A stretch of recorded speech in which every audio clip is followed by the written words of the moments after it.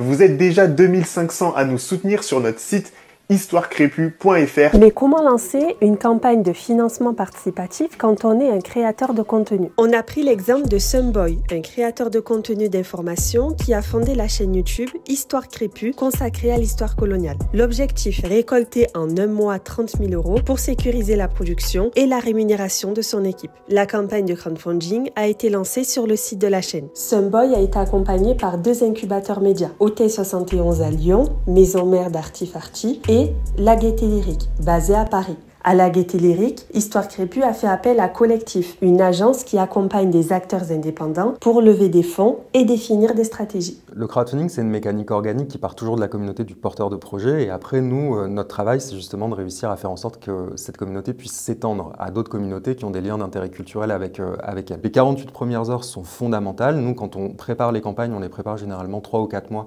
en amont. Et on travaille spécifiquement sur ce moment-là. Et puis ensuite, on essaie de tirer le fil jusqu'au bout de la campagne en essayant souvent de recréer un ou deux autres moments forts en milieu et en fin de campagne. Pour porter notre message, on s'est dit on ne veut pas faire une vidéo un peu basique où on s'adresse aux gens en disant voilà, donnez-nous de l'argent. On voulait que l'image en elle-même soit aussi efficace que le propos. On a regardé en fait un clip de rap et on s'est dit il faut absolument qu'on ait cet effet crowd, donc c'est-à-dire qu'on voit ma tête mais entouré de plein de personnes. C'est difficile d'avoir d'autres types de soutien. On peut avoir parfois des subventions, mais comme on fait un contenu qui est quand même assez engagé, les marques ne sont pas forcément les premières à nous soutenir.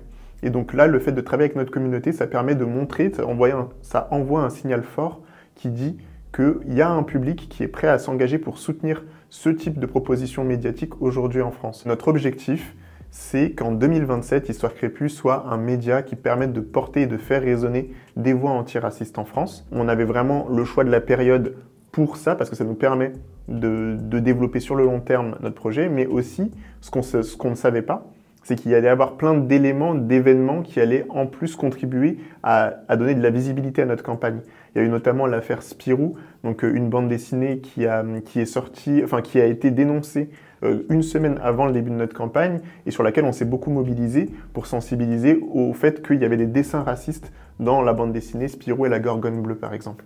Et donc ça nous a donné de la visibilité juste avant qu'on lance notre campagne, ce qui a permis aussi qu'on apparaisse comme légitime ou que les gens mesurent l'ampleur du travail qu'on fournit et qu'ils nous fassent aussi confiance sur la suite de ce qu'on peut proposer. Les campagnes de crowdfunding lancées par des créateurs de contenu ne sont pas une nouvelle tendance, mais elles sont de l'ordre de combien en France? Difficile de les mesurer. L'association Financement Participatif de France FinTech ne comptabilise que les projets référencés sur des plateformes réglementées. Tipeee est la plateforme réglementée la plus plébiscitée par les créateurs de contenu en France, après KissKissBankBank et Ulule, observe l'association. Depuis 2013, l'association classe ses campagnes dans le secteur de la culture, qui englobe aussi le journalisme, l'audiovisuel et les arts plastiques et spectacles vivants. 86,2 millions d'euros de dons ont été collectés en 2023 dans le secteur culturel. Selon Financement Participatif, c'est le secteur culturel qui est l'un des plus grands bénéficiaires du crowdfunding réglementé.